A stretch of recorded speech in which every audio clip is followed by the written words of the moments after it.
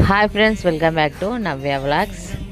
నిజంగా చెప్పాలంటే డైటింగ్ చేయాలంటే నా లెక్కనే చేయాలి. అంటే ఎట్లా అంటే 3 పూటలు తినాలి, 4 పూటలు డైటింగ్ చేయాలన్నమాట.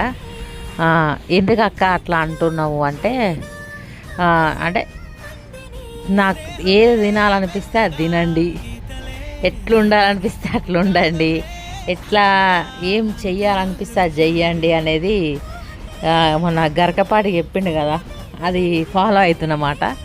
అందుకే నాకు ఎందుకో బయటకు పొద్దుగాల బయటకు పోతే ఏదైనా తినాలి అనిపిస్తుంది. తిన్న తర్వాత అవస్థ పడాలి, అవస్థ పడిన తర్వాత వాకింగ్ చేయాలి.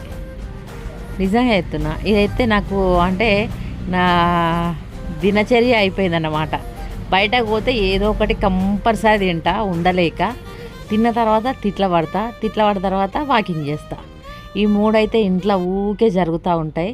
ఇక ఎందుకు అవసరమా అని అనుకుంటా, కానీ తర్వాత అనిపిస్తుంది తిడుతుంది అంత లైట్ తీసుకోవాలని. కానీ నాకు అదైతే డైలీ రొటీన్ అయిపోయింది అనమాట.